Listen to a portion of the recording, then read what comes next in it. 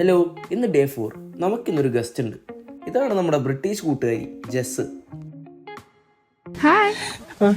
ഇന്ന് നമ്മളങ്ങനെ പുറത്തൊന്നും പോയില്ല, അതുകൊണ്ട് തന്നെ നമ്മളെല്ലാവരും വീട്ടിൽ തന്നെയാണ്.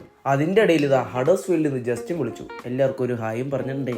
ഒരുത്തനവിടെ 500 കോടിയുടെ ഡയലോഗ് കാണാൻ വേണ്ടി മങ്കാത്ത കണ്ട് കിടപ്പുണ്ട്.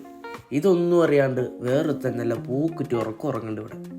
നമ്മുടെ സിങ്കിൽ ചെറിയൊരു ലീക്ക്.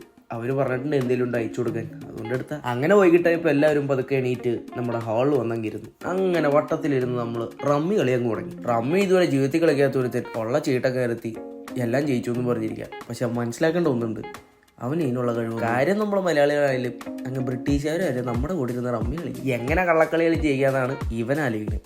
യൂട്യൂബിൽ നോക്കി ഷോർട്ട് കട്ടും കൊണ്ട് ഒരുത്തൻ റമ്മി കളി ചെയ്യാൻ നോക്കി. അവൻ പറയണം അവൻ്റെ കയ്യിൽ ജോക്കർ ഉണ്ടെന്ന്. എന്ന് വെച്ച് കളി ചെയ്യോ?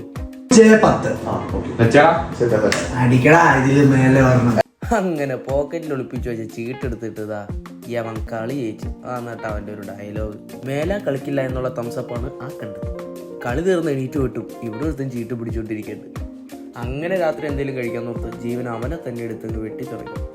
ജീവനോടെ കാര്യമായിട്ട് എറിയുമ്പോൾ ഒരുത്തർ ഇന്നലെ വീഡിയോയിൽ എറിഞ്ഞോളൂ ഒന്നുകൂടെ കാണിച്ചു തരാമെന്ന് പറയുകയാണ്. അപ്പം ജീവൻ്റെ കൈ കുത്തിക്കയറിയതായിരുന്നു. അങ്ങനെ നമ്മൾ അതൊക്കെ അരിഞ്ഞിട്ട് നമ്മളൊരു പൊട്ടേറ്റോ റൈസ് ഒക്കെ ഉണ്ടാക്കിയെടുത്തു. പതുക്കെ ഇരുന്ന് കഴിച്ചു തുടങ്ങി. ഷുപ്പു എവിടെയെന്ന് ചോദിച്ചവരോട് ഷുപ്പു ഉറങ്ങുകയാണ്. അങ്ങനെ നമ്മുടെ ബാക്ക് സൈഡിൽ കുറച്ച് ക്യാമ്പ് ഫയർ സെറ്റ് ചെയ്ത് കുറച്ച് കണ്ടൻസും പ്ലാൻ ചെയ്തിട്ട് നമ്മൾ പതുക്കെ പിരിഞ്ഞു. അപ്പോൾ സുലാൻ